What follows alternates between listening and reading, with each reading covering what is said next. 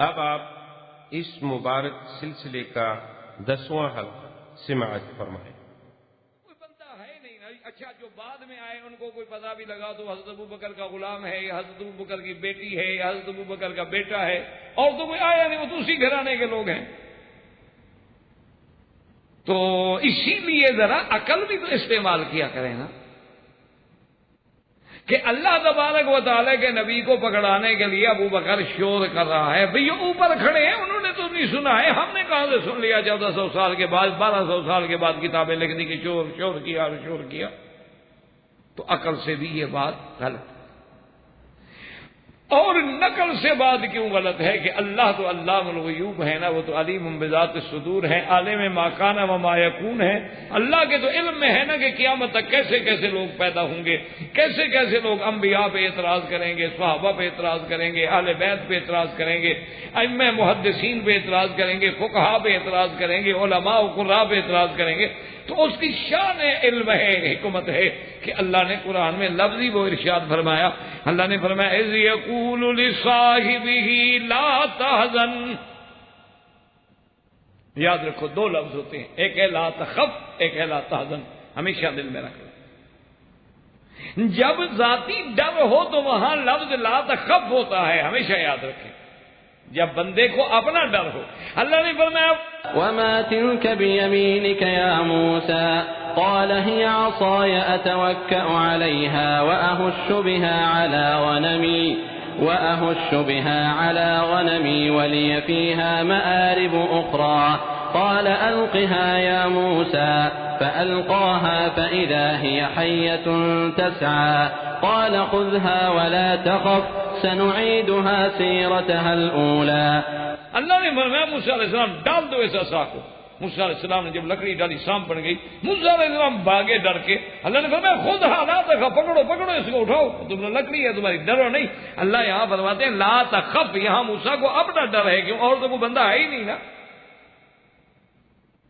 اچھا جب دشمن آئے اور انہوں نے آ کے موسیٰ علیہ السلام کے سامنے جادو کی رسیاں ڈالی تو قرآن کیا کہتا ہے فَأَوْجَسَ فِي نَفْسِهِ خِيفَةً۔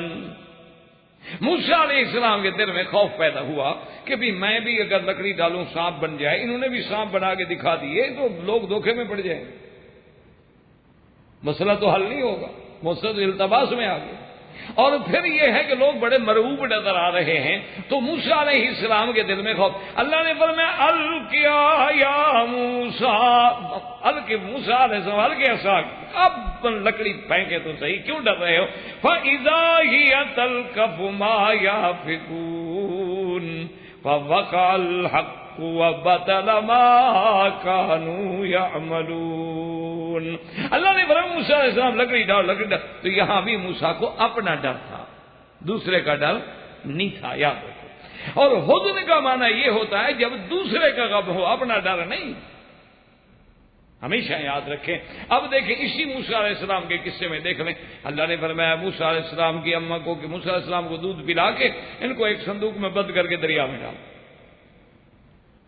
اچھا جی، اب اللہ کا حکم ہے، ماں ہے بیچاری کیا کرے، لیکن وَأَوْحَيْنَا إِلَىٰ أُمِّ مُوسَىٰ أَنْ أَرْضِعِيهِ فَإِذَا خِفْتِ عَلَيْهِ فَأَلْقِيهِ فِي الْيَمِّ وَلَا تَخَافِي وَلَا تَحْزَنِي إِنَّا رَادُّوهُ إِلَيْكِ وَجَاعِلُوهُ مِنَ الْمُرْسَلِينَ۔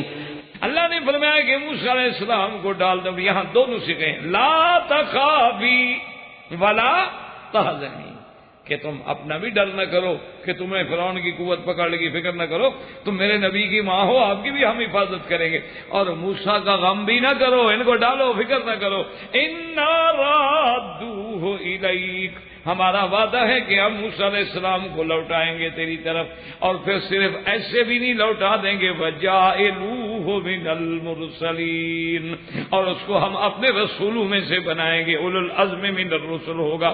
تو اب یہاں قرآن نے ایک لفظ کے بجائے دو لفظ بیان کیے ہیں، لا تخافی ولا تحزنی، اور وہاں دیکھیں جب موسیٰ کا اپنا ڈر ہے تو صرف لا تخف ہے، اور وہاں اس کے بعد جب موسیٰ علیہ السلام نے، اللہ نے حکم دیا کہ موسیٰ علیہ السلام جاؤ فرعون کو جا کے تبلیغ کرو، دعوت دو، قال انی اخاف ان یقتلون، موسیٰ علیہ السلام نے کہا میں ڈرتا ہوں اللہ میاں کہیں مجھے وہ قتل نہ کر دیں، وہ اپنے ایک بندہ جو مر گیا میرے ہاتھوں سے۔ اچھا اب موسیٰ علیہ السلام، ہارون بھی نبی اللہ نے فرمایا تم دونوں جاؤ، اذهبا الى فرعون انه طغى، سب۔ اور اس کے بعد جب انہوں نے کہا اللہ میاں ہمیں ڈر ہے، فرمایا لا تخافا، تم دونوں ڈرو نہیں، کوئی فکر نہ کرو، اننی معکما اسمع و ارا، میں جو تمہارے ساتھ ہوں۔ اور یہ معیت نصرت ہے، معیت علم ہے، کیوں اللہ نے آگے خود بتلا دیا کہ معیت کا معنی کیا ہے، میں سننے والا دیکھنے والا، ہر چیز میرے سامنے ہے، کوئی چیز مجھ سے چھپی ہوئی نہیں۔ یہاں اللہ نے فرمایا لا تخافا، یہ نہیں فرمایا کہ لا تحزنا، چونکہ موسیٰ ہارون کو اپنا ڈر تھا تو فرمایا لا تخافا، اور یہاں صدیق کو اپنا تو فکر ہی کوئی نہیں، وہ تو پہلے کہہ چکا ہے یا رسول اللہ مالی وبلدی فداءک یا رسول اللہ، میرا مال میری اولاد ثواب پہ قربان ہے، مجھے اپنا تو فکر کوئی نہیں ہے۔ اس لیے اللہ نے فرمایا میرا مدنی اپنے ساتھی کو تسلی دیں اور بتلا دیں کہ لا تحزن، غم نہ کر، اسے آپ کا غم کھا رہا ہے، اپنا کوئی فکر نہیں۔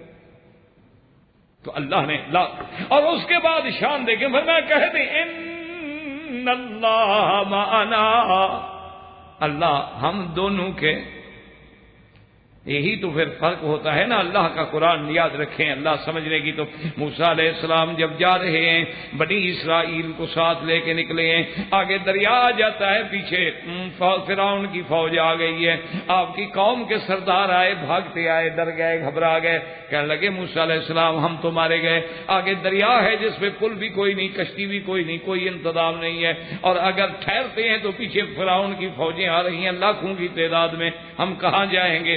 موسیٰ علیہ السلام نے کیا کہا؟ فرمایا ان معی ربی سیہدین، فرمایا کہ کیوں ڈرتے ہو، میرا رب میرے ساتھ ہے، وہی مجھے رستہ دکھلائے گا، جس نے ایسا مقام پیدا کر دیا ہے کہ فرعون کو شکست دے دی ہے، کہ جادوگروں کو مسلمان کر دیا ہے، فرعون کی نخوت کو ختم کر دیا ہے، وہی رب مستقبل میں بھی مجھے رستہ دکھلائیں گے نجات کا۔ لیکن موسیٰ کہتا ہے میرا رب میرے ساتھ ہے، یہ نہیں کہا کہ ہم سب کے ساتھ ہے، یہاں صدیق کی شان ہے۔ اللہ نے فرمایا میرا مدنی یہ نہیں کہنا کہ میرا اللہ میرے ساتھ ہے، کہ ہم دونوں کے ساتھ۔ یہ مقام صدیق تھا کہ اللہ نے فرمایا کہہ دو لا تحزن اذ یقول لصاحبہ لا تحزن ان اللہ معنا، یہ مقام ملا تو پھر سیدنا صدیق کو ملا ہے۔ اور مسلمانوں ذرا غور کر کے دیکھیں کہ غار میں حضرت صدیق اکبر رضی اللہ عنہ بیٹھے ہیں اور حضور پاک صلی اللہ علیہ وسلم سر مبارک آپ کی گود میں رکھ کے سوئے ہوئے ہیں، لیکن سیاستہ میں تو سانپ کا واقعے کا ذکر نہیں آتا، لیکن دوسری کتابوں میں علماء نے مورخین نے لکھا ہے کہ ایک سانپ تھا غار میں جس نے ابو بکر کو ڈس لیا تھا۔ بہرحال اب دیکھ لیں کہ گود ابو بکر کی ہے اور سر مبارک محمد مصطفیٰ کا ہے۔ اللہ نے فرمایا ابو بکر ہم پھر تیرا اس کا بدلہ ہم تجھے دیں گے۔ اللہ تو ہر نعمت کا، ہر احسان کا بدلہ دیتے ہیں کہ ہم تجھے ایسا بدلہ دیں گے کہ آج گود تیری ہے اور سر محمد مصطفیٰ کا ہے، اور ہم تمہیں روضہ محمد مصطفیٰ میں حضور کے قدموں میں سلا دیں گے قیامت تک، کہ حضور کی بغل ہوگی اور ابو بکر کا سر ہوگا بالکل عین حضور کے ساتھ سے تو اس ہوئے ہوئے۔ اور ہاکذا نبعث یوم القیامت، اس لیے آپ اندازہ کریں اور سارے قرآن کو دیکھیں کہ نوح علیہ السلام کی جو کشتی میں چڑھ گئے، اللہ فرماتا ہے نجینا نوحا والذین معہ، ہم نے نوح کو نجات دی اور جو نوح کے ساتھ کشتی میں ہیں، جو نوح کی کشتی میں آئے وہ تو مقام پا جائیں، اور جو خود محمد مدنی کے روضے میں آئے۔ اور دیکھیں جی کہ بڑے بڑے علماء نے جیسے یا ابن عساکر نے، اور اسی طرح تفسیر حسن عسکری نے، اور اسی طریقے سے محمد باقر نے، بڑے بڑے لوگ جن کو یعنی شیعہ حضرات بھی مانتے ہیں، انہوں نے بھی اپنی کتابوں میں لکھا ہے اس آیت کے نیچے کہ منہا خلقناکم وفیہا نعیدکم ومنہا نخرجکم تارۃ اخرى. اللہ فرماتا ہے کہ اسی مٹی سے ہم نے انسان کو پیدا کیا ہے, اسی مٹی میں واپس ہم لے آئیں گے قبر میں, پھر اسی مٹی سے اٹھایا جائے گا. ایک تو ترجمہ مبارک یہ ہے, لیکن بعض مفسرین نے یہاں اقوال لکھے ہیں کہ اللہ جس بندے کو جس مٹی سے اٹھا پیدا کرتے ہیں اسی جگہ اس کو دفن نصیب ہوتا ہے. دیکھا نہیں آپ نے کہ ساری زندگی پاکستان میں, ہندوستان میں, بنگلہ دیش میں, یورپ میں, برما میں گزر گئی, لیکن اللہ نے موت لکھی تھی مکے کی تو مکے میں آ کے مرے گا, جنت البقیع میں لکھا تھا تو وہاں آ کے دفن ہوگا. اس لیے علماء نے لکھا کہ اب ذرا غور کریں کہ اللہ پاک نے ابو بکر بھی مٹی بھی شاید اسی مقام سے لی جہاں محمد مصطفیٰ کی مٹی لی گئی, اور دونوں محمد مدنی کے روضے میں آ کے سوئے ہیں. اس سے بڑی فضیلت کیا ہو سکتی ہے؟ اچھا ایمان سے کہیں, اب یہ ڈاکٹر صاحب میرے ساتھ بیٹھے ہیں, اگر میں پنکھا, ایک آدمی آ کے مجھے پنکھا کرنا لگے تو ان کو ہوا لگے گی یا نہیں لگے گی؟ پنکھا تو مجھے کر رہا ہے, وہ ڈاکٹر صاحب کو تو نہیں کر رہا. وہ تو بیچارہ مہربانی کر کے آ جائے کسی کو کہ بھئی مولوی صاحب پسینے میں بیٹھے ہیں, گرمی بیٹھے ہیں, پنکھا کر لوں, تو پنکھا تو مجھے کر رہا ہے, لیکن سانس والوں کو ہوا لگے گی کہ نہیں لگے گی؟ تو اللہ کی رحمتیں میرے مدنی کے روضے پہ, قبر مبارک پہ اتریں گی کہ نہیں اتریں گی؟ تو اس کا فائدہ اور کسی کو نہیں ہوگا. تو اس لیے علماء نے لکھا ہے, یاد رکھیں کہ یہ مقام جو ہے صرف ثانی اثنین اذ ہما فی الغار اذ یقول لصاحبہ لا تحزن, اور کسی نے کیا خوب کہا, کہتا ہے ثانی اثنین ہے. ابو بکر کیا ہے؟ ثانی اثنین ہے, اللہ کا شہدائی ہے. ثانی اثنین ہے, اللہ کا شہدائی ہے. مر کے بھی جس نے پہلو احمد میں جگہ پائی ہے, مر کے بھی جس نے پہلو احمد میں جگہ پائی ہے. یا تو اوصاف ابو بکر کا اقرار کرو, ورنہ لازم ہے کہ قرآن کا انکار کرو. واللہ اعلم وآخر دعوانا الحمدللہ رب العالمین. برادران اسلام, واجب الاحترام بزرگوں, دوستوں, بھائیوں, عزیز نوجوانوں, الحمدللہ دروس ضمن خلفاء الراشدین رضوان اللہ علیہم اجمعین اللہ تبارک و تعالیٰ کی رحمت سے, توفیق سے جاری ہیں. اور درس سابق میں ہم نے مناقب سیدنا ابی بکر رضی اللہ تعالی عنہ پہ بات کی تھی, اور یہ بات یاد رکھ لیں کہ عقیدہ اہل سنت والجماعت میں بالاجماع متفق علیہ, جس میں یعنی کوئی اختلاف نہیں, کہ افضل بعد النبی صلی اللہ علیہ وسلم فی امتہ ابی بکر, کہ حضور صلی اللہ علیہ وسلم کے بعد پوری امت میں قیامت تک سب سے افضل, سب سے زیادہ شان جو ہے وہ سیدنا ابی بکر رضی اللہ تعالیٰ عنہ کی. یہ بالکل اجماع ہے جس میں کوئی جھگڑا نہیں, اور یہی عقیدہ ہے اہل سنت. بلکہ یوں سمجھ لیں کہ یہ علامت ہے, شعار ہے اہل سنت والجماعت کا, کہ حب الشیخین, کہ حضور کے بعد ابی بکر و عمر کی محبت, اور ابی بکر و عمر سب سے اعلیٰ, اس کے بعد عثمان و علی رضوان اللہ علیہم اجمعین. یہ عقیدہ ہے, شعار ہے, اور اہل سنت والجماعت کا, اور اسی پہ تمام ادلہ واضح ہیں جس میں کوئی شبہ نہیں ہے. بفرمان محمد مصطفیٰ, بفرمان اصحاب رسول, بفرمان اہل بیت رسول, اور پھر آپ کے بعد تابعین, تبع تابعین, محدثین, ائمہ فقہاء اربعہ, سب کا اتفاق. اسی ضمن میں نے آپ سے پچھلے درس میں عرض کیا تھا کہ شب معراج اور شب ہجرت کا تقابل عرض کیا. تو اسی طرح اب آپ سیدنا ابو بکر رضی اللہ تعالی عنہ پہ نظر ڈالیں, کہ جس کو حضرت حاکم رحمۃ اللہ علیہ نے بھی اپنے کتاب مسند حاکم میں نقل فرمایا ہے, اور ابن عساکر نے بھی, بڑے بڑے علماء محدثین نے کتابوں میں نقل فرمایا ہے, کہ آپ جب بھی دیکھیں گے تو حضور کے بعد جو دوسرا نمبر ہے وہ ابو بکر کا ہے. یعنی اللہ کا قرآن اترا سب سے پہلے تو حضور صلی اللہ علیہ وسلم وحی پہ ایمان لائے، تو دوسرا کون ہے؟ ابو بکر. یعنی اسلام میں بھی حضور کے بعد دوسرا ابو بکر، غار میں بھی بطور نص قطعی ثانی اثنین دوسرا ابو بکر، مزار میں بھی دوسرا حضور کے بعد صلی اللہ علیہ وسلم ابو بکر، اور بدر والے دن عریش میں بھی یعنی حضور کے لیے جو چھپر بنایا گیا تو اس میں دوسرا کون ہے؟ صرف ابو بکر رضی اللہ تعالی عنہ. یعنی جو اسلام میں بھی دوسرا حضور کے بعد، اور ہجرت میں غار میں بھی دوسرا، اسی طرح مزار میں بھی دوسرا، اور بدر میں بھی دوسرا، اور اسی طرح حضور صلی اللہ علیہ وسلم جب اٹھیں گے تو آپ کے ساتھ اٹھنے والوں میں بھی حضور کے بعد اٹھنے والا دوسرا جو ہے ابو بکر رضی اللہ تعالی. تو یہ شان بھی صرف سیدنا ابی بکر رضی اللہ تعالی عنہ کو ملی اور کسی کو.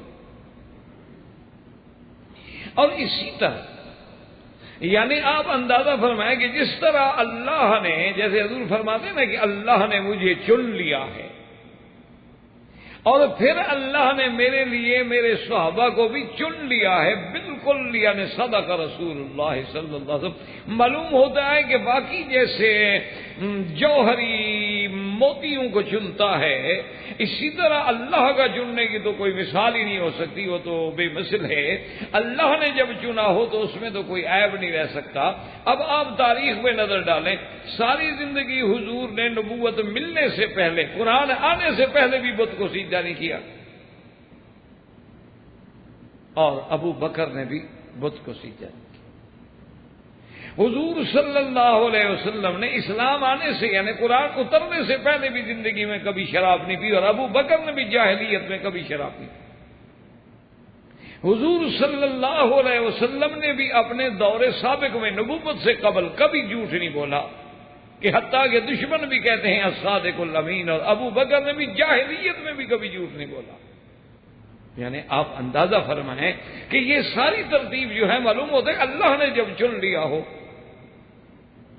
اللہ تبارک و تعالی جس ذات کو حضور کی صحبت کے لیے، حضور کی اعانت کے لیے، حضور کی نصرت کے لیے، حضور کے رشتے کے لیے، حضور صلی اللہ علیہ وسلم کی صحبت کے لیے چننے، اچھا یہ فیصلہ کون کر سکتا ہے؟ اللہ کے ہاتھ میں ہے نا، کہ میرے مدنی صلی اللہ علیہ وسلم کی عمر بھی 63 سال اور ابو بکر کی عمر بھی 63 سال. اب یہ تقدیر کے فیصلے ہیں، بندہ تو نہیں کر سکتا نا. عمر بنانا، گھٹانا، بڑھانا آپ کے میرے ہاتھ میں، کسی کے ہاتھ میں ہو سکتا، تو اللہ کے سوا کون کر سکتا؟ اور اسی طرح آپ دیکھیں کہ حضور صلی اللہ علیہ وسلم کی ایک شان ہے کہ آپ نے فرمایا کہ اوتیت علم الاولین والآخرین، کہ اللہ نے مجھے جتنے انبیاء پہلے گزرے ہیں اور جو بعد میں بھی لوگ آئیں گے سب کا علم اللہ نے مجھے عطا کیا. یعنی سب سے زیادہ علم جو ہے انبیاء میں حضور صلی اللہ علیہ وسلم کا. اوتیت جوامع الکلم، اور حضور صلی اللہ علیہ وسلم کو اللہ نے آدم علیہ السلام سے لے کر عیسیٰ علیہ السلام تک تمام انبیاء اور رسل کے بارے میں اجمالاً یا تفصیلاً علم عطا فرمایا. یعنی تمام انبیاء میں بطور علم بھی حضور افضل ہیں، اور صحابہ میں بطور علم ابو بکر افضل ہے. اس لیے حضرت علی رضی اللہ تعالی عنہ، سیدنا علی رضی اللہ تعالی عنہ شیر خدا سیدنا علی المرتضی حیدر کرار رضی اللہ تعالی عنہ سے جب کسی نے پوچھا کہ اعلم من اعلم بالصحابۃ، حضور کے صحابہ میں سب سے زیادہ علم والا کون ہے؟ ابو بکر. یعنی حضرت علی فرما رہے ہیں. اور اب آپ ذرا دلائل پہ غور کریں اور دیکھیں، خدا کی شان ہے کہ حضور صلی اللہ علیہ وسلم جب حدیبیہ میں تشریف فرما ہے،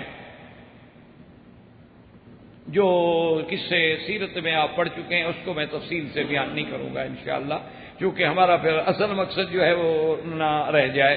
تو قصہ حدیبیہ آپ بڑا تفصیل سے پڑھ چکے ہیں الحمدللہ. سیرت النبی میں اللہ کی مہربانی ہے حدیبیہ کا بڑا تفصیل سے ذکر موجود ہے.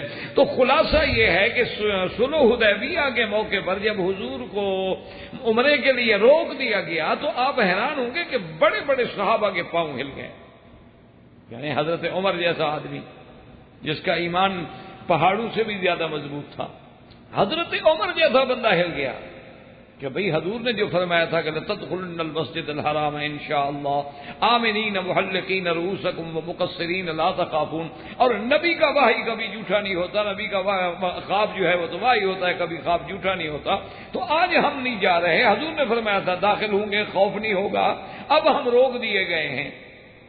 حتیٰ کہ اتنے سخت لفظ بھی حضرت عمر نے آ کے کہے حضور سے کہ یا رسول اللہ صلی اللہ علیہ وسلم لِمَ نَقْبَلُ الدَّنِيَّةَ فِي دِينِنَا. یا رسول اللہ ہم اس قسم کی گھٹیا باتیں اپنے دین میں کیوں قبول کریں کہ ان کی ہر بات ہم مانتے جا رہے ہیں، ہر شرط مان رہے ہیں. اور اس کے بعد ایک روایت مبارک میں کہ حضرت عمر نے آ کے حضور سے عرض کیا کہ یا رسول اللہ لسنا علی الحق، یہ سچی بات نہیں کہ ہم حق پہ ہیں؟ حضور نے فرمایا ہاں بالکل ہم حق پہ ہیں. انہوں نے کہا حضور یہ صحیح نہیں کہ آپ نے فرمایا تھا کہ ہم جائیں گے عمرہ کریں گے داخل ہوں گے حرم میں خوف نہیں ہوگا؟ ہاں یہ بھی میں نے کہا تھا. انہوں نے کہا پھر ہم حضور واپس جا رہے ہیں. تو آپ نے فرمایا عمر میں نے یہ بھی کہا تھا کہ اس سال جائیں گے، میں نے یہ تو کہا تھا کہ لَتَدْخُلُنَّ الْمَسْجِدَ الْحَرَامَ إِنْ شَاءَ اللَّهُ. تعیین مدت تو نہیں کی. اب اللہ نے بھی مجھے یہی دکھلایا کہ ہم مسجد الحرام میں داخل ہوں گے. اللہ پاک نے بھی مجھے یہ تو نہیں فرمایا کہ اسی سال تم نے داخل ہونا ہے، یہ تو میں نے اپنا تیاری کر لی، ورنہ میں نے اپنی بات میں بھی نہیں کہا اس سال. اللہ نے بھی جو خواب مجھے دکھلایا تو اتنا دکھلایا ہے کہ لَتَدْخُلُنَّ الْمَسْجِدَ الْحَرَامَ إِنْ شَاءَ اللَّهُ آمِنِينَ مُحَلِّقِينَ رُؤُوسَكُمْ وَمُقَصِّرِينَ لَا تَخَافُونَ. تو ہو سکتا ہے اس سال، ہو سکتا ہے اگلے سال. تو اب یہ ہے کہ اللہ تبارک و تعالیٰ کی شان ہے. پتہ ہے میرے خواب کو اللہ نے یوں ہی سچا کر دیا کہ اگر ہم داخل ہو جاتے ایک پھر بھی کچھ نہ کچھ اندیشہ تو کافروں سے رہ جاتا. اب تو سلو ہو گئی ہے نا کہ اگلے سال تو وہ خود ہمیں 3 دن کے لیے چھوڑ رہے ہیں آنے کے لیے. اس سال تو میں نے نہیں کہا. حضرت عمر وہاں سے واپس آ گئے اور آنے کے بعد سیدھے حضرت ابو بکر کے پاس گئے خیمے میں، اور حضرت ابو بکر سے بے عین ہی وہی باتیں دہرائیں جو حضرت عمر نے حضور پاک سے کی، اور حضرت ابو بکر نے وہی جواب دیا، لفظ بھی نہیں بدلے. یعنی لفظ بھی وہ ہے. اس کو علماء کہتے ہیں توارد ذہنی، کہ کبھی کبھی آدمی کا ذہنی اتفاق اور توارد ایسا ہوتا ہے کہ جو لفظ اس نے کہا اس وقت وہی لفظ بھی اس نے کہہ دیے. تو حضرت ابو بکر نے بھی وہی جواب دیا ہے کہ عمر اتنا جو جذبات میں آ رہے حضور نے یہ فرمایا تھا کہ اسی سال کریں گے. عمر چپ. اور اس کے بعد دوسری بات کی، انہوں نے کہا عمر تم نے اللہ کے نبی کا کلمہ پڑھا ہے؟ اب جھٹکا لگا حضرت عمر کو. تو انہوں نے کہا ہاں. انہوں نے کہا تو پھر ہم نے رسول کی اطاعت کرنی ہے یا رسول اللہ ہماری اطاعت کریں؟ ہم حضور کے فرما بردار ہیں، ہم حضور کی اطاعت کریں گے، اللہ کا نبی ہم ہماری اطاعت کریں؟ نہیں نہیں. انہوں نے کہا بس جو اللہ کا رسول ہے اللہ جانے، اللہ کا رسول جانے، بس ہمارا کام تو اطاعت کرنا ہے. تو یہ علم جو تھا ابو بکر کا تھا کہ وہی بات کی جو بات زبان رسالت سے نکلی وہی بات زبان صدیق سے نکلی. اللہ نے یہ علم عطا کیا. اور اسی طرح صحابہ کہتی ہیں کہ لما نزلت الیوم اکملت لکم دینکم واتممت علیکم نعمتی ورضیت لکم الاسلام دینا. اللہ نے فرمایا میرا مدنی آج ہم نے تمہارا دین مکمل کر دیا، نعمت پوری کر دی، تمہارے لیے پسندیدہ دین جو ہے دین اسلام. جب یہ آیت نازل ہوئی اور اسی طرح جب یہ سورت نازل ہوئی اذا جاء نصر اللہ والفتح ورأيت الناس يدخلون في دين الله افواجا فسبح بحمد ربك واستغفره انه كان توابا. جب یہ دونوں صورتیں اور یہ آیت نازل ہوئی صحابہ کہتی ہیں کہ سب خوش ہو رہے ہیں، صحابہ خوشیاں منا رہے ہیں، لیکن فبکا ابی بکر، حضرت ابو بکر رو رہے ہیں. صحابہ نے آگے پوچھا اور نے کہا ابو بکر یہ رونے کی بات ہے؟ بولا دین مکمل ہو گیا، اللہ راضی ہو گیا، نعمت پوری ہو گئی، یہ تو خوشی کا مقام ہے. اللہ کی مدد آ گئی, اللہ نے فتح مکہ کر دیا, لوگ فوجوں کی فوجیں, جماعتوں کی جماعتیں اسلام میں داخل ہو رہی ہیں. 700 آدمی یمن سے آئے اور ایک دفعہ اسلام میں داخل ہوئے اور اسلام پہلے قبول کر گیا. تو یہ تو خوشی کی بات ہے. اس نے کہا ہاں ٹھیک ہے, من وجہ ظاہر تو خوشی کی بات ہے, لیکن اس کے اندر پیغام ہے ہمارے لیے کہ حضور کی وفات قریب آ گئی. نے کہا اس میں تو کوئی لفظ ہی نہیں ہے کہ حضور کی وفات کا. نے کہا اللہ کے بندے, جب اللہ نے نبی کو ایک کام کے لیے بھیجا تھا, جب کام پورا ہو گیا تو پھر واپس جانا ہے نا. دین تو مکمل ہو گیا, نعمت تو تمام ہو گئی, مکہ فتح ہو گیا, ظاہری غلبہ بھی حاصل ہو گیا, دین بھی کامل ہو گیا. اب تو نبی کے جانے کا وقت آ گیا نا. میں تو فراق رسول عربی صلی اللہ علیہ وسلم کو رو رہا ہوں. تو یہ علم بھی اللہ نے صدیق کو دیا. اور اسی طرح ایک حدیث مبارک میں ہے کہ ایک دن میرے آقا نے رحمت دو جہاں نے حبیب کبریا سیدنا محمد مصطفیٰ صلی اللہ علیہ وسلم کہ عبدن خیرا, حضور نے فرمایا اپنے صحابہ سے کہ ایک اللہ کا بندہ ہے جس کو اللہ نے اختیار دیا ہے کہ دنیا میں رہنا چاہتے ہو رہ لو, اور اگر اللہ کی طرف آنا چاہتے ہو تو پھر تمہاری موت آ جائے. ان عبدن خیرا, ایک بندے کو اختیار. حضرت ابو بکر رونے لگ گئے. اب سارے صحابہ نے کہا ابو بکر بھی عجیب آدمی, حضور تو فرما رہے ان عبدن, ایک بندہ ہے اللہ کا, اور ابو بکر ہو رہے ہیں. انہوں نے کہا اللہ کے بندے, آج تک پہلے بھی تم نے سنا ہے کہ کسی بندے کو اللہ نے کہا ہو کہ جب تک چاہو دنیا میں رہو. عبد سے مراد خود حضور صلی اللہ علیہ وسلم ہے. اللہ نے آپ کو اختیار دیا ہے کہ دنیا میں رہنا چاہتے ہو یا میرے پاس آنا چاہتے ہو. تو حضور تو لازمی بات ہے کہ اللہ کو اختیار کریں گے. اس لیے بی بی عائشہ ایک حدیث مبارک میں ہے کہ حضور سے پوچھا کہ یا رسول اللہ, پھر اس بندے نے کیا چیز پسند کی؟ انہوں نے کہا رب اللہ کا ملنا پسند کیا. تو اس بات کو سمجھنے والا بھی حضرت ابو بکر تھا, اور کسی کے دماغ میں یہ بات نہ جا سکی جو حضرت ابو بکر رضی اللہ تعالی عنہ نے سمجھی. اور اسی طرح دیکھیں بے عین ہی, یعنی اللہ نے جو علم عطا فرمایا ہے کہ حضور صلی اللہ علیہ وسلم کی وفات کے بعد یعنی آپ اندازہ فرمائیں, آپ کیا تصور کرتے ہیں کہ حضور صلی اللہ علیہ وسلم کی وفات کوئی معمولی سا حادثہ تھا؟ صحابہ کہتے ہیں کہ جس دن حضور کی وفات ہوئی ہمارے لیے تو مدینے میں اس دن اندھیرا ہو گیا. ہمارے لیے تو بالکل اندھیرا چھا گیا. اور اس دن اپنے آپ کو سنبھالنا اور بات کو سمجھنا جو ہے, یہ پھر یہ علم کسی عام آدمی کی طاقت تو نہیں ہے کہ حضور کے اتنے بڑے صدمے سے ہلا ہوا آدمی, اور پھر اس جتنا محبت زیادہ ہوگی اتنا صدمہ بھی زیادہ ہوگا. تو جتنا سیدنا ابو بکر کو محبت ہے اتنا کس کو, تو ان کے صدمے کا کیا حال ہوگا. لیکن یہ بھی مقام ابو بکر تھا رضی اللہ تعالی عنہ کہ جب صحابہ کے پاؤں ہل گئے, جب صحابہ کے دماغ جواب دے گئے, جب حضرت عمر رضی اللہ تعالی عنہ جیسے اب کریے زمان اور حضرت عمر رضی اللہ تعالی عنہ جیسے بطل اسلام جو محدث گزرے ہیں زمانے میں, اتنے بڑے لوگ جو ہیں ان کا بھی دماغ کام نہیں کر رہا ہے کہ جب حضور کی وفات کا اعلان ہوا تو حضرت عمر غصے میں آ گئے. انہوں نے کہا کون کہتا ہے کہ حضور پہ موت آ گئی؟ اعلان ہو گیا کہ حضور پہ وفات ہو گئی, موت آ گئی. انہوں نے کہا کون کہتا ہے؟ کیوں؟ حضرت عمر کا دماغ یہ کام کر رہا تھا کہ جب اللہ کے نبی کے بعد نبی کوئی نہیں ہے تو اب قیامت تک کے لیے ہدایت تو دینی اللہ کو مقصود ہے. اس کا معنی ہے کہ حضور ہی رہیں گے, نبی تو ہے کوئی نہیں بعد میں. یا تو ایک نبی گئے اور پھر دوسرے نبی آ گئے, پھر دوسرے آئے, پھر تیسرے آ گئے, لیکن حضور کے بعد لا نبی بعدہ, تو اب حضور پہ موت آ گئی تو نبوت پھر کون چلائے گا؟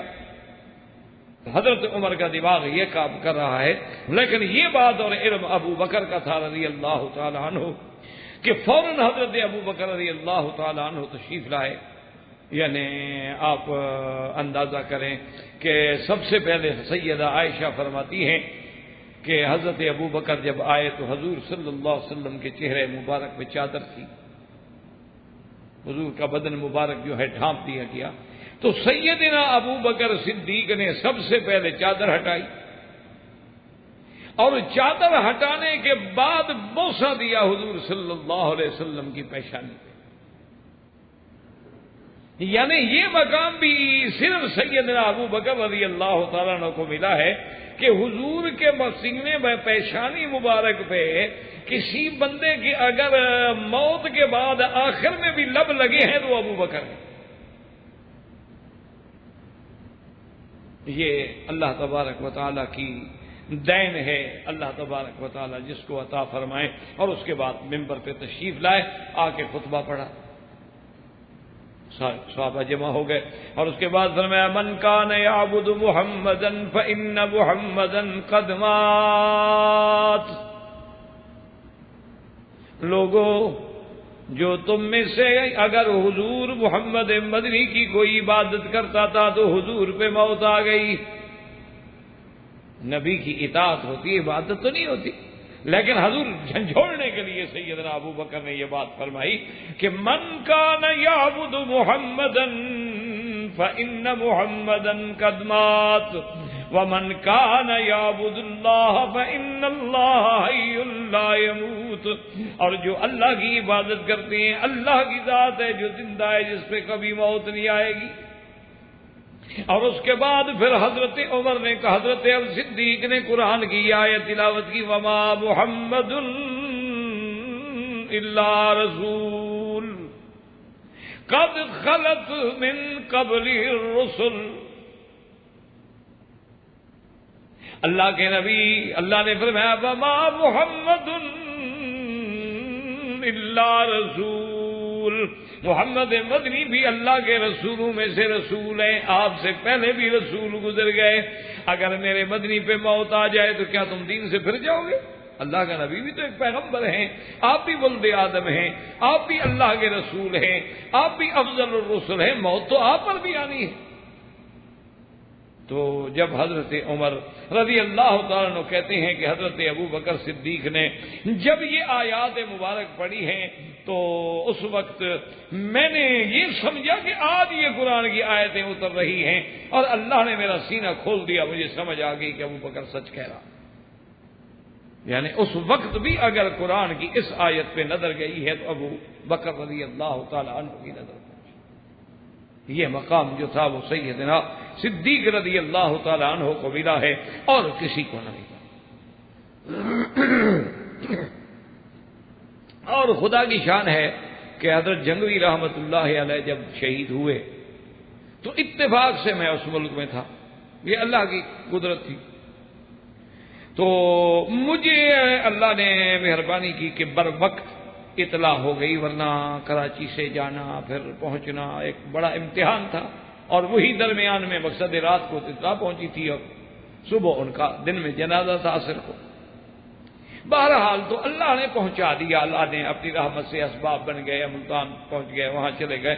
تو خدا کی قدرت یہ ہے کہ وہاں جا کے مجھے حضرت سیدنا ابو بکر صدیق، چونکہ وہ عاشق تھا صدیق کا، وہ پروانہ تھا سیدنا ابو بکر صدیق رضی اللہ تعالیٰ عنہ کا، تو مجھے حضرت صدیق کی وہ سنت یاد آئی، تو میں نے بھی ان کی پیشانی پر کپڑا اتار کے بوسہ دیا ان کے پسینے، ان کی پیشانی پہ۔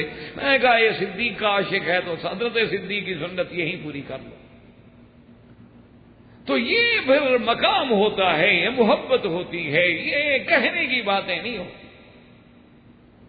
یہ مسائل جو ہیں نا جی، مشکل آج کل یہی ہو جاتی ہے میرے عزیز، یہ بات کہنے کی نہیں ہوتی، سمجھانے کی نہیں ہوتی، احکام نہیں ہوتی، یہ پھر مقام ہوتے ہیں اللہ تبارک و تعالی۔ اب حالانکہ حضرت صدیق نے جب بوسہ دیا ہے تو کیا حضرت صدیق نے پہلے کسی حدیث میں پڑھا تھا کہ حضور جب فوت ہوں تو بوسہ دینا ہے؟ یہ مقام محبت ہے، یہ مقام ہے جس کو مل گیا، یعنی یہ ایسی سعادت ہے جو کسی صحابہ کو نہیں ملی۔ اچھا خدا کی شان دیکھو، یہ دونوں سعادتیں صدیق کو ملی ہیں کہ بی بی عائشہ صدیقہ یہ فرماتی ہیں کہ سب سے آخری چیز جو حضور کے اندر داخل ہوئی ہے وہ میری لب ہے، میری ریق ہے۔ تو بیویوں نے پوچھا کیسے؟ انہوں نے کہا کہ حضور جب بیمار ہیں تو مسواک لے کے گزرے صاحب میرے بھائی، تو حضور نے مسواک دیکھا تو طبیعت میں خواہش ہوئی کہ میں مسواک استعمال کروں، تو میں حضور کی رازدان تھی، میں سمجھ گئی، میں نے جلدی سے وہ مسواک لے کے حضور کی خدمت میں پیش کیا، تو حضور نے اشارہ کیا کہ اب مجھ میں اتنی طاقت نہیں ہے کہ میں اس کو دبا کے نرم کر سکوں، لہذا تم نرم کر کے مجھے دے دو تاکہ میں استعمال کروں۔ تو میں نے اپنے منہ میں اس مسواک کو نرم کیا اور وہی نرم میرا لعاب لگا ہوا حضور نے اپنے منہ میں لے لیا۔ تو یہ آخری چیز ہے، ریقی الذی دخلت فی رسول اللہ صلی اللہ علیہ وسلم۔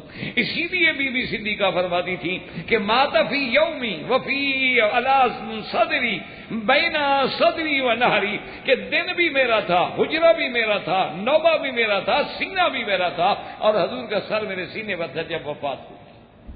تو یہ گھرانہ صدیق کو ساری سعادت ملی ہے، اور یہ مقام اور تو کسی بیوی کو نہیں ملا۔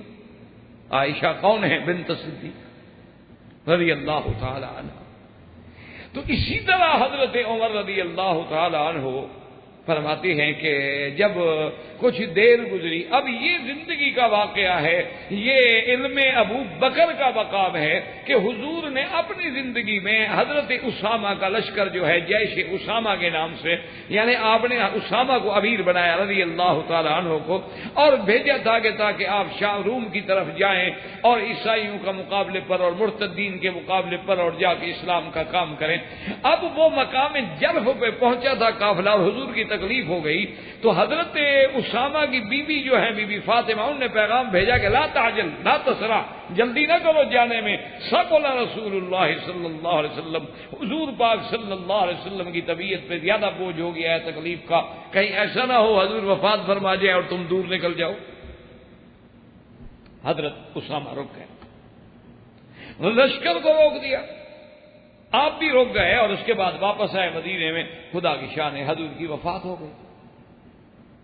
حضرت اسامہ باقاعدہ شریک ہوئے، ایک اس سعادت سے وہ محروم نہ رہے کہ حضور صلی اللہ علیہ وسلم کی جنازے میں، آپ کی تجہیز میں، تکفین میں، تدفین میں، تمام معاملات میں، خلافت صدیق میں، تمام مراحل میں شریک رہے۔ اور اس کے بعد جب معاملہ ٹھنڈا ہو گیا تو اب آپ نے سوچا کہ اب تو جو سیدنا ابو بکر امر کریں گے اس پہ امر کیا جائے گا، تو اب سوچ میں حضرت اسامہ ہیں، سارے صحابہ بھی سوچ میں ہیں۔ اتنے میں یہ ہوا کہ کچھ لوگوں نے زکوٰۃ کا انکار کر دیا، ادھر مسیلمہ بن الکذاب جس نے نبوت کا دعویٰ کیا تھا اس نے شورش کھڑی کر دی، کچھ قبائل جو تھے وہ ارتداد کی طرف مائل ہو گئے۔ ان حالات میں بڑے بڑے صحابہ حضرت صدیق کے پاس آئے، انہوں نے کہا کہ یا خلیفۃ رسول اللہ، اور جن میں حضرت عمر ہیں، عثمان ہیں، حضرت علی ہیں، اتنے بڑے لوگ ہیں رضوان اللہ علیہم اجمعین، انہوں نے کہا ہم آپ سے ایک بات کہہ رہے ہیں۔ انہوں نے کہا بہت کیا بات؟ انہوں نے کہا ہمارا مشورہ یہ ہے کہ جیش اسامہ کو روک لو، کیونکہ اس وقت مدینہ منورہ کو داخلی استحکام کی اور حفاظت کی زیادہ ضرورت ہے بنسبت خارجی فتوحات کے۔ آدمی دشمنوں کے مقابلے پہ تو جنگیں تب لڑتا ہے کہ پہلے اپنا تو اطمینان کر لینا، اور حالات یہ ہے کہ قبائل میں ارتداد آ رہا ہے، کوئی منکر زکوٰۃ ہو رہا ہے، کچھ ایسے ہو رہے ہیں، اور اتنا بڑا لشکر جو ہے حضرت اسامہ اگر لے کے چلے گئے اور خدا نہ خواستہ پیچھے مدینے پہ حملہ ہو جائے، تو ان حالات میں اسامہ کا لشکر بھیجنا جو ہے وہ درست نہیں۔ پتہ ہے کہ حضرت ابو بکر کا علم تھا، حضرت صدیق کا علم تھا، اللہ تبارک و تعالی نے جو آپ کو علم عطا فرمایا وہ کسی کو نہیں، بغیر تردد کے، بغیر توقف کے، بغیر لمبی چوڑی سوچ کے فوراً حضرت صدیق کھڑے ہوئے، انہوں نے کہا صحابہ کیا کہہ رہے ہو؟ میں یہ تو برداشت کر سکتا ہوں کہ مدینہ منورہ میں بد امنی ہو جائے، ازواج رسول کو نعوذ باللہ کوئی جانور آگے چھیڑ لیں، یا ابو بکر صدیق کی ٹانگیں آگے جانور کاٹ لیں، میں مدینے میں یہ برداشت کر سکتا ہوں، لیکن جس لشکر کو حضور نے روانہ کیا واپس نہیں کر سکتا۔ یہ کیا بات ہے؟ ان رسول اللہ جہز جیش اسامہ، جیش اسامہ کو تو حضور نے بھیجا ہے، اور جو جھنڈا حضور نے اٹھایا ہو میں نیچے نہیں کر سکتا۔ صحابہ حیران بیٹھے، چپ بیٹھے، کہتے ہیں آپ کیا کریں، مانتے نہیں ابو بکر۔ اور اللہ کی شان دیکھیں کہ حضرت اسامہ کا جو لشکر نکلا ہے، اللہ نے کفار پہ ایسی دھاک بٹھا دی کہ لوگوں نے سمجھا یار کمال ہے، مدینے والے تو اتنے مضبوط ہیں کہ ابھی چند دن بھی نہیں گزرے حضور کی وفات کو تو دشمنوں سے لڑنے کے لیے چل نکلے۔ مقصد ہے کہ بڑی طاقت ہے مسلمانوں میں۔ اچھا بعض قبائل نے یہ کیا، انہوں نے کہا ایسا کرو کہ تم اسامہ سے نہ لڑو، جانے دو اسامہ، آگے جا کے جب روم والوں سے ٹکر ہوگی تو دیکھا جائے گا، ہم تو نہ لڑے نا۔ اللہ نے جب وہاں سے فتح دے دی تو سارے چھوٹے چھوٹے قبائل جو تھے وہ دبک کے بیٹھ گئے۔ اللہ نے اس لشکر کو ایسی کامیابی بخشی کہ جیش اسامہ کی ایک تاریخ ہے، اور جیش اسامہ کو اپنے اس عمل پہ قائم رکھنے کی جو بات سوچی وہ صرف سیدنا صدیق کے دماغ میں آئی اور کسی صحابہ کے دماغ میں نہیں آئی۔ یہ مقام بھی حضرت ابو بکر رضی اللہ تعالی عنہ کو ملا۔ اسی طرح سے حضرت ابو بکر صدیق رضی اللہ تعالیٰ عنہ کو اطلاع ملی کہ کچھ لوگ ہیں جنہوں نے زکوٰۃ کا انکار کر دیا۔ اچھا یاد رکھو کہ وہ زکوٰۃ کا انکار بھی یعنی ایک ہوتا ہے نا کہ بالکل جی ہم زکوٰۃ نہیں مانتے، ایک ہوتا ہے کہ انکار لیکن تعویل کے ساتھ، فرق ہو جاتا ہے، یعنی انکار تو ہے لیکن تھوڑا سا عذر بھی ہے، علت بھی بیان کر رہے ہیں۔ انہوں نے کہا کہ جی ہم زکوٰۃ نہیں دیتے اس لیے کہ جہاں زکوٰۃ کا حکم ہے، اللہ نے حکم دیا تھا اپنے نبی کو کہ خذ صدقۃ من اموالہم خذ من اموالہم صدقۃ تطہرہم بہا وتزکیہم وصلی علیہم ان صلاتک سکن لہم۔ اللہ نے حکم دیا کہ میرا مدنی ان کے مالوں سے زکوٰۃ لیں، صدقہ لیں، تاکہ ان کے مالوں کو پاک فرمائیں، اور اس کے بعد پھر ان کے لیے آپ دعائے مغفرت فرمائیں، آپ کی دعا جو ہے ان کے لیے باعث سکون اور باعث رحمت اور باعث تسکین ہوگی۔ تو انہوں نے کہا یہ حکم تھا اللہ کے نبی کو، اللہ کا نبی تو ہے نہیں، اللہ نے حکم دیا تھا خود آپ لیں، وَصَلِّ عَلَيْهِمْ، ان پہ رحمت بھیجیں، دعا کریں۔ تو اب نہ ہم پہ دعا کرنے والے رہے نہ لینے والے رہے، ہم زکوٰۃ کیوں دیں؟ انکار کر، جیسے بہت سارے لوگ ہوتے ہیں نا جی، اللہ تبارک و تعالیٰ رحمت فرمائے، ایک بڑی جماعت تھی، اس سے بڑی امیدیں تھیں کہ دین اسلام کا بڑا کام کریں گے، لیکن خدا کی قدرت ہے کہ بعد میں وہ ایسے بھٹکے خاکسار کہلاتے تھے، اللہ تبارک و تعالیٰ معاف کرے کہ وہ ان کے قائد بھی علامہ کہلاتے تھے مشرقی، کہ اس نے نماز کا انکار کر دیا۔ کیوں؟ انہوں نے کہا جی نماز جو ہے دراصل یہ ایکسرسائز تھی اس دور میں، حضور کے زمانے میں، کیونکہ اور ایسی چیزیں نہیں تھی ایکسرسائز کرنے کی، تو یہ نماز دکھا دی گئی، کس طرح کھڑے رہو، پھر رکوع میں جاؤ، پھر کاشن، پھر ایک امام کے کہنے پہ جھکو اٹھو، تاکہ لوگوں میں ذرا ڈسپلن ہو جائے، ایکسرسائز ہو جایا کرے۔ اب چونکہ ہمارے پاس ایکسرسائز کے اور بہت سارے طریقے آ گئے ہیں، الیکٹرک مشینیں آ گئی ہیں، سائیکل آ گئے ہیں، گھر میں کھڑے کھڑے ہم 5 منٹ میں اور کر لیتے ہیں، نماز کی کیا ضرورت ہے؟ نعوذ باللہ، بھٹک گئے۔ اللہ پاک باپ، اللہ سے دعا کیا کریں، اللہ سب کی ہدایت کے فیصلے کرے، اور اللہ پاک ہمیں ہر فتنے سے محفوظ رکھے۔ لیکن ایک بات، آپ پڑھے لکھے لوگ ہیں ماشاءاللہ، آپ کی بھی تاریخ میں نظر ہے، آپ دیکھتے ہیں، نہ ہو تو پڑھ بھی سکتے ہیں کہ یہ سارے فتنے جو ہیں 1200 سال کے بعد انڈو پاک میں اور ایشیا میں اس وقت شروع ہوئے ہیں جب انگریز نے قدم رکھا۔ اس سے پہلے مجھے کسی ایک مسئلے پہ آپ جھگڑا دکھا دیں، بغیر لڑائی کے، بغیر کسی جھگڑے، بغیر کسی اختلاف کے، آپ ایمان سے آپ ایسا کریں کہ آخر اللہ نے آپ کو علم دیا ہے اور آپ یہاں رہتے ہیں، یہاں تو اتنے بڑے بڑے مکتبے ہیں کہ جس میں اللہ کی رحمت سے اتنی کتابیں پڑھی ہیں کہ جو دنیا میں آپ کو کہیں نہیں مل سکتی، ہر یعنی علم میں، ہر فن میں کتابیں ہیں ماشاءاللہ، ذخیرہ موجود ہے۔ آپ ایمان سے کہیں کہ حضور کے زمانے سے لے کر 1200 سال تک، یعنی 12 صدیاں، 12 صدیوں میں ایک فتنہ پیدا ہوا ہو۔ مسئلے کا اختلاف تو پہلے زمانے میں بھی تھا، اختلاف مسائل تو پہلے دور میں بھی تھا نا جی، یعنی مثلا فاتحہ کا اختلاف صحابہ میں بھی تھا، آمین زور سے کہنا یا آہستہ کہنا صحابہ میں بھی اختلاف رہا، رفع دین میں، لیکن ایک 1200 سال میں کسی نے ایک دوسرے کے خلاف کتاب لکھی ہو، ایک دوسرے کو کافر کہا ہو، ایک کتاب مجھے دکھا دیں۔ اچھا، آپ کو یہاں رہتے ہوئے کسی کو 10 سال، کسی کو 5 سال، کسی کو 15 سال ہو گئے، ایمان سے کہیں کبھی ائمہ حرمین جو علماء حرم ہیں، یا ائمہ علماء حیا کبار العلماء، یا علماء جو رابطہ سے تعلق رکھتے ہیں، یا علماء کے بعد یہاں کا جو پڑھا لکھا ماشاءاللہ سعودی نوجوان ہے، اس کی زبان سے کبھی آپ نے ان مسائل پر ایک دوسرے کو گالی دیتا ہوا، کافر کہتا ہوا، کسی امام کے بارے میں برا لفظ سنا ہے آپ نے زندگی میں؟ کسی ایک بزرگ سے، کسی ایک، اگر ائمہ بھی نام لیتے ہیں کہیں گے رحمت اللہ علیہ، کوئی عرب بھی ہوگا نا جی جس کو اللہ نے تھوڑا سا علم بھی دیا ہے، وہ یہ الگ بات ہے کہ وہ کہے گا کہ ٹھیک ہے جی میں اس قول پہ عمل نہیں کرتا، میں تو امام احمد بن حنبل رحمۃ اللہ علیہ کے قول کو لے رہا ہوں، یا میں ظاہر حدیث مبارک کو لے رہا ہوں، لیکن یہ نہیں کہے گا کہ تم گمراہ ہو یا گناہگار ہو یا غلط ہو، یہ کبھی اس کی زبان سے نکلے گا۔ یہ سارے فتنے ہم لوگ کر پیدا کرتے ہیں، اور ہم میں یہ کب آئے؟ جب انگریز آیا، اس نے ہمیں لڑایا تاکہ مسلمان لڑیں، اسلام کی قوت کمزور ہو اور ہم قبضہ کر سکیں۔ پھر لڑتے لڑتے عادت ہو جاتی ہے، پھر بندہ باز نہیں آتا، کچھ عادتیں بھی تو بن جاتی ہیں۔ اتنا 200 سال ایک آدمی کو ایک عادت پہ لگا دیا جائے تو پھر اس عادت سے ہٹنا بہت مشکل ہوتا ہے، اس لیے دعا کیا کریں۔ ہم تو اللہ کے حرم میں ہمیشہ سچی بات یہ ہے کہ اپنے ساتھ عداوت کرنے والوں کو، دشمنی کرنے والوں کو بھی دعا کرتے ہیں، کیونکہ ہمیں یہی سبق سکھایا گیا ہے کہ کوئی گالی بھی دیتا ہے، کوئی برائی بھی کرتا ہے، کوئی برا بھی ہے، تم دعا۔ وہ ایک بڑا عجیب واقعہ لکھا ہے کہ ایک آدمی تھا، وہ پتہ نہیں بھنگ شنگ پیتا تھا، کس قسم کا کوئی تھا، تو ایسا بندہ تھا، اور امام ابو حنیفہ رحمۃ اللہ علیہ کا ہمسایہ تھا۔ تو آپ نے ایک دن صبح پوچھا کہ یہ ہمارے ہمسائے کی پتہ نہیں آج آواز شواز نہیں تھی، تو انہوں نے کہا جی آپ کو پتہ نہیں، اس کو تو پولیس پکڑ کے لے گئی ہے۔ انہوں نے کہا کیوں؟ انہوں نے کہا جی جو آپ جانتے ہیں وہ نشہ پیتا ہے، پھر گالیاں دیتا ہے، بیٹھا رہتا ہے، ایک ایک سے لڑتا رہتا ہے۔ تو ہم نے کہا اچھا پولیس لے گئی؟ امام صاحب خود تھانے چلے گئے۔ اب جناب وہ تو حیران ہو گئے، پاگل ہو گئے بیچارے، آخر پولیس والے کچھ بھی ہوں، امام ابو حنیفہ جیسا آدمی در پہ آ جائے۔ انہوں نے کہا حضرت آپ ہمیں بلا لیتے، تو کہا بھیا آپ نے ہمارے ہمسائے کو پکڑا ہے تو ہمیں بلا کیوں لیتے، ہم اس کی چھڑا نہیں۔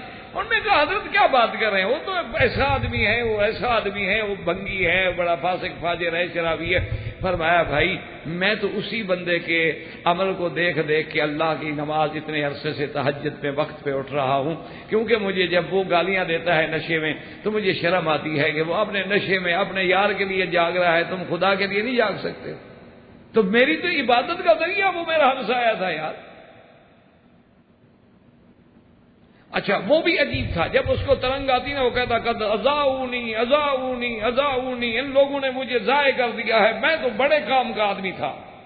وہ جب نشے کی ترنگ میں ہوتا نا تو وہ بڑا عربی میں ایک شعر پڑھتا، اس کا خلاصہ یہ تھا کہ اذاؤنی اذاؤنی، ان لوگوں نے مجھے ضائع کر دیا ہے، میں تو بڑے کام کا آدمی تھا۔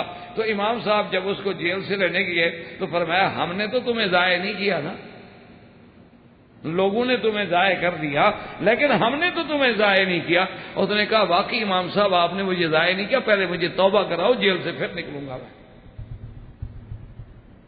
توبہ کی اور بن گیا، ضائع نہ ہوا، اللہ نے بچا لیا۔ اب اگر نفرت کرتے تو کوئی مسئلہ بھی حل نہ ہوتا۔ اس لیے اللہ تبارک و تعالیٰ سے دعا کریں کہ اللہ ہمیں اپنی رضا اور حضور کی اتباع، صحابہ کی اتباع، اولیاء اللہ کی اتباع اور وہی طریق نصیب فرمائے جو ہمارے اسلاف کا طریقہ ہے، اسی کے مطابق چلنے کی توفیق عطا فرمائے۔ میرے عزیز تقریب 1 منٹ میں ہوتی ہے، تعمیر بڑی مشکل ہوتی ہے۔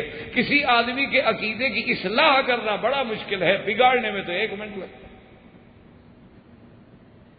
آپ نے مسجد بنانی ہو نا، دیکھیں کتنا ٹائم لگتا ہے، توڑنی ہو تو ایک بلڈوزر کافی ہے، شام تک ٹھیک کر دے گا۔ تو اب دیکھیں کہ سیدنا ابو بکر رضی اللہ تعالیٰ عنہ کے سامنے وہ دلیل سے انکار کریں، لیکن حضرت ابو بکر صدیق آ گئے، یہ تھا علم صدیق، آ گئے اور کھڑے ہوئے اور اس کے بعد خطبہ دیا، اور آپ نے فرمایا کہ واللہ اگر جن لوگوں نے زکوٰۃ دینے کا انکار کیا میں ان کے ساتھ جہاد کروں گا، قتال کروں گا۔ کیا مانا؟ قتال کافر سے ہوتا ہے، مسلمان سے تھوڑا مسلمان لڑتا ہے۔ یہ تو ہماری بدقسمتی ہے کہ آج مسلمان بھی آپس میں لڑتے ہیں، جماعتیں ہیں اور پارٹیاں ہیں اور جھنڈے ہیں اور سب کے رنگ بھی الگ، ٹوپیاں بھی الگ، پگڑیاں بھی الگ، جھنڈے بھی الگ، پتہ نہیں اللہ علامات قیامت ہے، بس اللہ رحمت کرے، اللہ سب کی ہدایت کے فیصلے۔ اور یہ نہیں سمجھتے کہ یہ جو ہم ایک دوسرے کو مار رہے ہیں فائدہ تو دشمن کا ہو رہا ہے، وہ دشمن یہی تو چاہتا ہے کہ تم لڑو مرو۔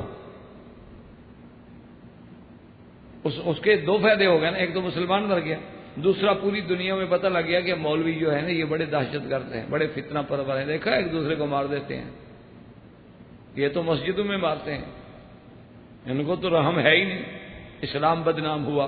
تیسرا یہ ہے کہ جب یہ لڑیں گے تو معاملہ ختم ہوگا نا،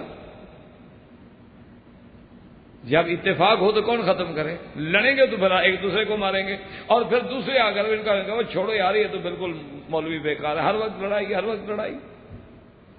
تو اب جناب حضرت صدیق نے فرمایا خبردار جس نے زکوٰۃ کا انکار کیا میں قتال کا حکم دوں گا، جہاد کروں گا۔ حضرت عمر آ گئے، انہوں نے کہا ابو بکر کیا کر رہے ہو؟ تم اہل قبلہ سے قتال کرو گے؟ جو لوگ نماز پڑھتے ہیں، حضور کا کلمہ پڑھتے ہیں، قبلے کی طرف رخ کرتے ہیں، اور حضور صلی اللہ علیہ وسلم کی حدیث ہے کہ من صلی صلاتنا واستقبل قبلتنا واکل ذبیحتنا فهو منا، او کما قال النبی صلی اللہ علیہ وسلم۔ حضور نے فرمایا کہ جو ہماری نماز پڑھے، ہمارے قبلے کو قبلہ سمجھے، ہمارے ذبیحے کو حلال سمجھ کے کھاتا ہو، وہ ہم میں سے ہے، ہماری جماعت میں سے ہے۔ تو وہ تو نماز بھی پڑھتے ہیں، قبلے کی طرف رخ بھی کرتے ہیں، کلمہ بھی پڑھتے ہیں، پھر تم کہتے ہو کہ میں ان سے قتال کروں گا، کیا کر رہے ہیں؟ یہاں جو جنیوٹی صاحب کے ساتھ مل کے ایک قادیانی کو پکڑا تھا، اور لمبی بات ہے، مختصر یہ ہے کہ جب وہ پولیس کے سامنے گئے تو وہ قادیانی تھا، بڑا پکا قادیانی، کٹر قادیانی، یعنی ان کے ربوہ میں، ان کے کسی لائبریری میں کسی اہم عہدے کا آدمی تھا، یعنی پکا ان کا آدمی تھا۔ جب وہاں گئے تو انہوں نے پوچھا کہ مولوی صاحب آپ نے کیوں اس کی؟ مولوی صاحب نے کہا یہ قادیانی ہے، کافر ہے، حرم میں نے دیکھا، مجھ سے برداشت نہیں ہوا، میں لڑ پڑا۔ یہ مقام ابراہیم پہ بیٹھا ہو، کافر ہو، اللہ نے حکم دیا ہے کہ کافر مسجد الحرام میں داخل نہیں ہو سکتا۔ تو اب اس نے پوچھا کہ ہاں بھائی تم کیا کہتے ہو؟ اس نے کہا کہ جناب حضور کی حدیث ہے کہ من صلی صلاتنا واستقبل قبلتنا واکل ذبیحتنا فهو منا، تو میں ابھی نماز پڑھ کے آ رہا ہوں، قبلے کی طرف رخ کر کے بیٹھا ہوں، ذبیحہ کھلانا ہو تو ابھی کھانا منگا لو، میں کھا لیتا ہوں۔ تو یہ تو حدیث ہے حضور کی، حضور فرماتے ہیں وہ ہم میں سے یہ خواہ میں کافر بناتے ہیں۔ اب ایمان سے کہیں قادیانی نے حدیث پڑھی ہے کہ نہیں پڑھی؟ اور حدیث میں یہی لفظ ہیں کہ نہیں؟ وہ جناب پولیس والا تو اکھڑ گیا، مولوی منظور صاحب اور ہم دو تھے، اس نے کہا کہ یہ تم کیسے مولوی ہو؟ وہ حدیث رسول پڑھ رہا ہے، قرآن اس کے گلے میں، اچھا حمیل بھی اس نے لٹکائی ہوئی تھی، چھوٹی قرآن شریف کی حمیل جو ہے وہ بھی اس کے گلے میں تھی۔ اس نے کہا وہ ابھی نماز پڑھ کے آ رہا ہے، قرآن اس کے گلے میں ہے، وہ کہتا ہے میں کلمہ پڑھتا ہوں، تم کہتے ہو کافر ہے، قادیانی ہے، قادیانی، کیا تمہارا دماغ خراب ہو گیا؟ انہوں نے کہا حضرت ٹھنڈے ہوں، آپ کو چونکہ پتہ نہیں، جہاں کوئی پودا ہوتا ہے اس کو پتہ ہوتا ہے نا اس پودے کا۔ تمہارے ملک کو اللہ نے محفوظ رکھا ہے، خدا قیامت تک اس ملک کو محفوظ رکھے ہر فتنے سے، تمہیں تو پتہ نہیں ہے ان فتنوں کا۔ تو ہم نے کہا آپ ایسا کریں، اس کو کہیں حدیث قرآن شریف جو ہے نا وہ مکے والوں کو بھی آتا ہے، تم صرف ایک لفظ بتاؤ کہ مرزا غلام احمد قادیانی کے بارے میں تمہارا کیا عقیدہ ہے۔ تو اس نے کہا اس کو کہ بھائی ٹھیک ہے بتاؤ، مرزا غلام احمد قادیانی کو کیا کہتے ہیں؟ اس نے کہا وہ تو نبی تھا۔ تو اب جناب وہ پولیس والا اٹھا، اس نے کہا اچھا اب مجھے حدیث سمجھ آئی ہے جو تو حدیث پڑھ رہا تھا۔ انہوں نے کہا اچھا، اس نے کہا مولوی صاحبان آپ جائیں، مسئلہ مجھے سمجھ آ گیا۔ سب سے پہلے تو اس نے کہا قرآن اتارو نا، اس کے گلے سے کافر کا بچہ ہے، قرآن اٹھا کے کیوں کھڑا ہے؟ اس نے کہا جناب اس کو انشاءاللہ اب ہم ٹھیک کر دیں گے، ٹھیک ہو جائے گا، آپ فکر نہ کریں، تو ہمیں آتا ہے بگڑے تگڑوں کا علاج۔ تو اس کے بعد اب دیکھیں بظاہر تو حدیث پڑھ رہا ہے نا۔ اس لیے میرے عزیز صرف یہ بات نہیں ہوتی ہے، ہر مسئلے کے لیے سمجھنے کے لیے اس علم کی اور فہم کی ضرورت ہوتی ہے۔ آپ کے سامنے ایک حدیث پڑھ دے گا، آپ کہیں گے جی اس حدیث پڑھی ہے، لیکن اس حدیث کا مفہوم، اس کے تقاضے، وہ تو سب سے پہلے جہاں تقریر کرتے ہیں قادیانی بدبخت آیت ہی خاتم النبیین والی پڑھتے ہیں، اور وہ تو کھل کے کہتے ہیں کہ ہمارا خاتم النبیین پہ ایمان ہے، اور وہ تقریروں میں کہتے ہیں جو حضور کو خاتم النبیین نہ سمجھے ہم اس کو کافر کہتے ہیں، لیکن خاتم کا معنی اپنا کرتے ہیں۔ وہ کہتے ہیں خاتم النبیین تو ہیں، لیکن ختم کا معنی یہ نہیں ہے کہ آخری نبی، ختم کا معنی مہر والا نبی۔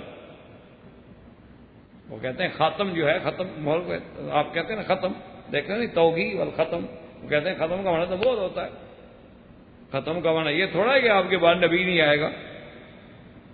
تو اب ایک لفظ میں انہوں نے بات کو بدل دیا۔ حضرت عمر آئے، انہوں نے کہا یہ کیا کر رہے ہو؟ حل تکفر اہل القبلۃ یا ابی بکر، وہ اہل قبلہ ہیں، کعبے کی طرف نماز پڑھنے والے ہیں، تم کہتے ہو میں قتال کو کافر بنا رہے؟ حضرت ابو بکر جوش میں آگے فرمایا واللہ لو منعونی اقالا لقاتلتم، وہ خدا کی قسم ہے اگر انہوں نے ایک ادنا سی رسی بھی روکی تو میں جہاد کروں گا۔ حضرت عمر نے کہا تکفر یا خلیفہ، حضرت ابو بکر نے زور سے حضرت عمر کے سینے میں ہاتھ مارا، غصے سے آ کے ہاتھ مارا اور فرماتے ہیں اجبار فی الجاہلیت وخوار فی الاسلام۔ حضرت عمر کو صدیق نے ہاتھ مارا، کہا اچھا زمانہ جاہلیت میں تو بڑا بہادر بنا پھرتا تھا، اسلام کے بعد اتنا کمزور ہو گئے، ہٹ جاؤ میرے راستے سے۔ ایک رسی بھی اگر کوئی زکوٰۃ کی نہیں دے گا تو ابو بکر جہاد کرے گا اس کے ساتھ۔ حضرت عمر کہتے ہیں میں حیران ہو گیا، ہٹ کے مسجد کی دیوار کے ساتھ میں یوں جا کے بیٹھ گیا۔ کہتے ہیں ثم شرح اللہ صدری کما شرح صدر ابی بکر، اس کے بعد اللہ نے میرا سینہ بھی کھول دیا جیسے ابو بکر کا سینہ کھولا تھا، اور میں کھڑا ہو گیا۔ میں نے کہا یرحم اللہ کا یا ابا بکر، یرحمک اللہ یا ابا بکر، ابا بکر اللہ تجھ پہ رحمت کرے، تم حکم دو عمر تیرا سپاہی بن کے جہاد کرے گا۔ وجہ کیا تھی کہ اللہ نے قرآن میں دوسری جگہ ارشاد فرمایا تھا کہ میرا مدنی یہ جو مشرکین ہیں ان کو مسجد الحرام سے نکال دو، لیکن شرط فَإِن تَابُوا وَأَقَامُوا الصَّلَاةَ وَآتُوا الزَّكَاةَ فَخَلُّوا سَبِيلَهُمْ، اگر یہ شرک سے توبہ کر لیں، نماز قائم کریں، زکوٰۃ ادا کریں تو پھر ان کو نہ ماریں۔ اور دوسری جگہ قرآن کہتا ہے فَإِخْوَانُكُمْ فِي الدِّينِ، لیکن وہاں اللہ نے دو شرطیں ایمان کے ساتھ ساتھ لگا دیے کہ نماز بھی قائم کریں اور زکوٰۃ بھی دیں۔ مانا اگر زکوٰۃ نہ دیں یا نماز نہ پڑھیں تو اس کا مطلب ہے کہ علامت اسلام سے نکل گئے۔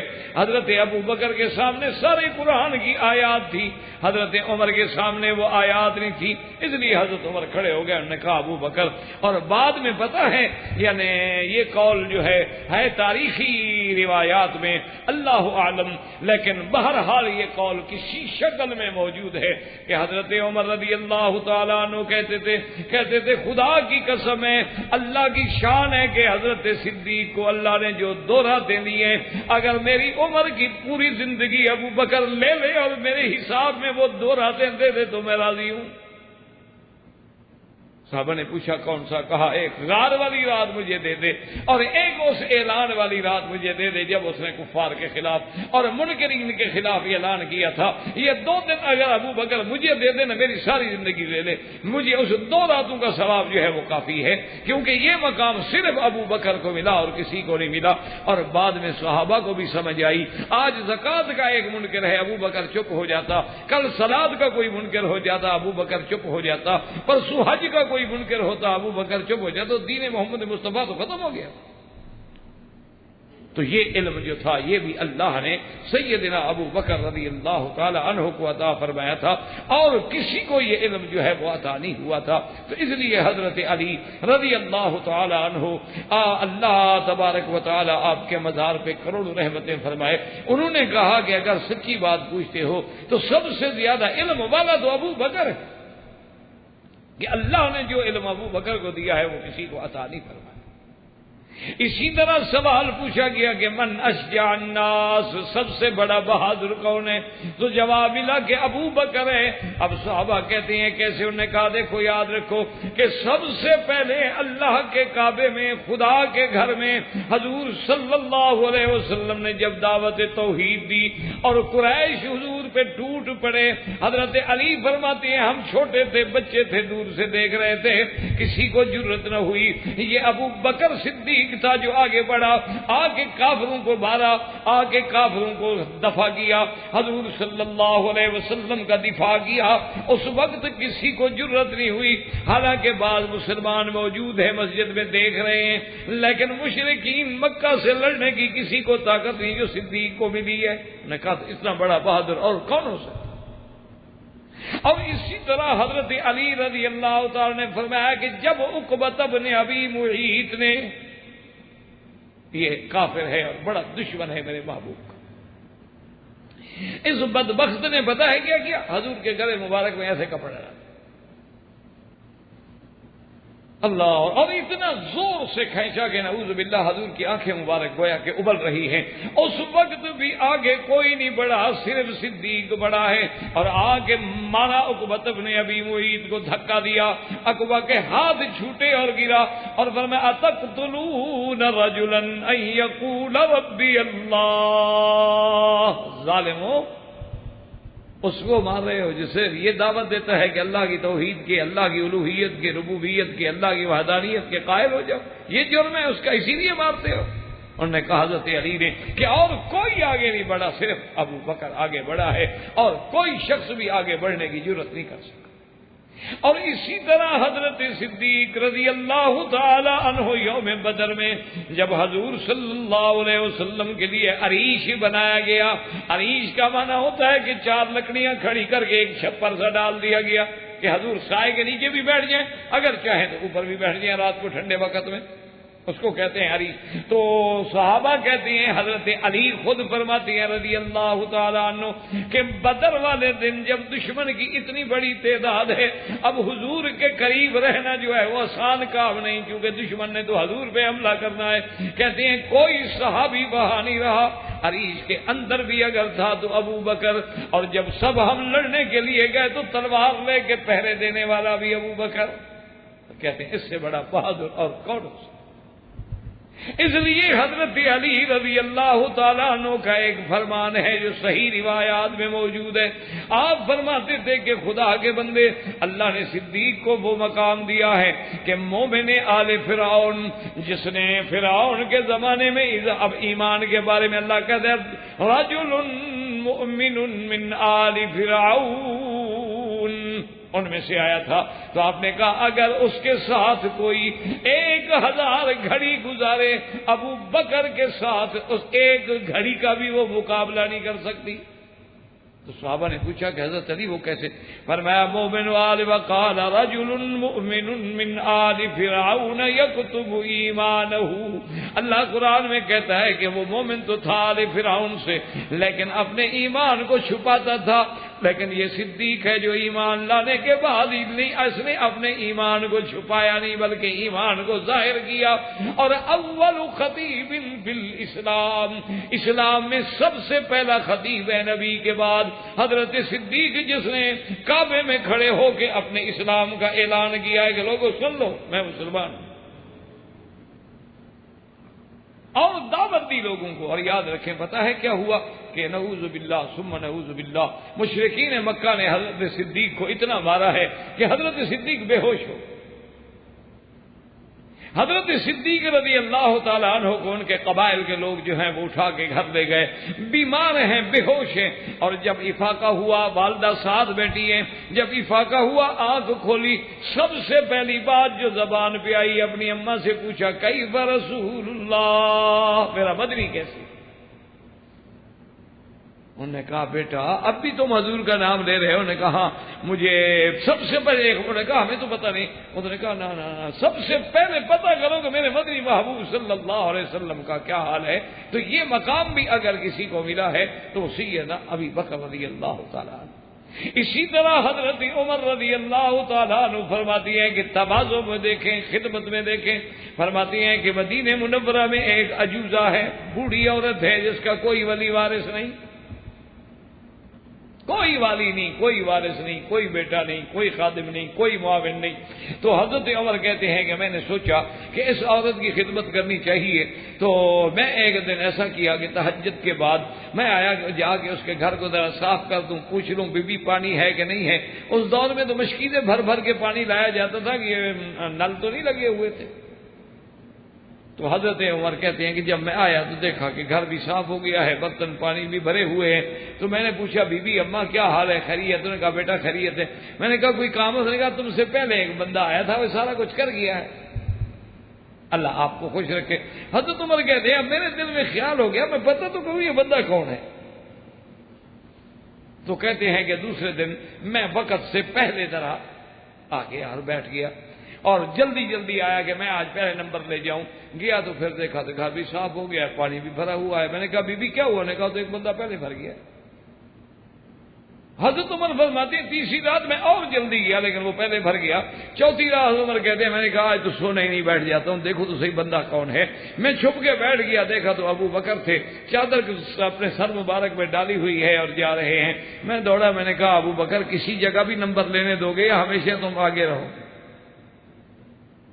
کسی اور کو بھی کسی کام میں کام کرنے کا موقع دو گے؟ تو ابو بکر نے کہا بھی اس میں کیا ہے, بوڑھی عورت ہے اور ہمارے فرائض میں ہے اس بات کا. تو حضرت عمر رضی اللہ تعالیٰ عنہ فرماتے ہیں اور اسی طرح جب عین غزوہ تبوک ہے, حضور صلی اللہ علیہ وسلم نے اعلان کیا کہ غزوہ تبوک کا اعلان ہے کہ ہر آدمی مدد کرے. حضرت عمر کہتی ہیں آج دل میں خوش ہو گیا, میں نے کہا آج ابو بکر تو سے نمبر لے جاؤں گا, آج میرے گھر میں بڑا مال ہے. حضرت عمر رضی اللہ تعالیٰ عنہ فرماتے ہیں میں آدھا مال لے کے آ گیا. یہ وہی غزوہ تبوک ہے جس میں عثمان رضی اللہ تعالیٰ عنہ نے 300 اونٹ, بعض روایات میں ہے کہ 900 تک اونٹ دیے ہیں, اور حضور کے سامنے لا کے دولت کا ڈھیر لگا دیا. اور حضور صلی اللہ علیہ وسلم دولت دیکھ کے خوش ہو رہے ہیں تو سب لے آئے. حضور نے پوچھا عمر کیا لائے ہو؟ حضرت عمر کھڑے ہو گئے. حضرت عمر کہتے ہیں آج تو مجھے یقین تھا نا کہ آج تو میں نے ابو بکر سے نمبر لینا ہی لینا ہے نا. میں نے کہا حضور میرے گھر میں جو کچھ اللہ نے مال دیا تھا نا اس کو تقسیم کر دیا ہے, نصف گھر چھوڑا ہے اور نصف حضور کی دربار میں لایا, اور نصف بھی بہت تھا. حضور بڑے خوش ہوئے. آپ نے کہا اچھا عمر. اس کے بعد حضور نے نظر ڈالی تو فرمایا ابا بکر تم بتاؤ کیا لائے ہو؟ اس نے کہا یا رسول اللہ جو صدیق کے گھر میں تھا سب کچھ اٹھا کے لے آیا ہوں, اللہ کا نام چھوڑا ہے.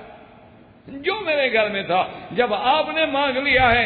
اسی کو کسی شاعر نے کہا تھا پروانے کو چراغ تو بلبل کو پھول بس, اور ابو بکر کے لیے ہے خدا کا رسول بس. انہوں نے کہا مجھے اور تو کچھ بھی نہیں چاہیے, اور مجھے کسی چیز کی تمنا نہیں ہے. حضور جو کچھ گھر میں تھا سارا آپ کے پاس لے آیا ہوں. تو حضرت عمر نے کہا واللہ ابا بکر تجھ سے کوئی بھی سبقت نہیں لے سکتا, تو ہر جگہ بڑھ گیا. ہم زیادہ پیسے لا کے سمجھے کہ آج بڑھ جائیں گے, لیکن تو نے سارے گھر کو صاف کر کے ایسا نمبر لیا ہے جو کوئی صاحب بھی نہیں لے سکا. کسی نے چوتھا حصہ دیا تھا, کسی نے تیسرا دیا تھا, کسی نے آدھا دیا تھا, لیکن یہ شان تو ابو بکر کی تھی کہ گھر میں کوئی چھوڑا ہی نہیں. تو یہ مقام بھی اللہ نے دیا. تو سیدنا ابو بکر رضی اللہ تعالی عنہ کو عطا فرمایا. تو اللہ پاک ہمیں بھی سیرت صدیق اور فضیلت صدیق, منقبت صدیق, شان صدیق کے سمجھنے کی, محبت کرنے کی, اور جمیع صحابہ اہل بیت اولیاء کرام کی محبت کی توفیق عطا فرمائے, اور اللہ قیامت میں ہمارا حشر بھی ان کے ساتھ کرے. وما علینا الا البلاغ وآخر دعوانا ان الحمدللہ رب العالمین. برادران اسلام, واجب الاحترام بزرگوں, دوستوں, بھائیوں, عزیز نوجوانوں, خلفائے راشدین و اصحاب رسول رضوان اللہ علیہم اجمعین کی فضیلت منقبت کے بارے میں الحمدللہ یہ سلسلہ دروس اللہ کی رحمت سے جاری ہے.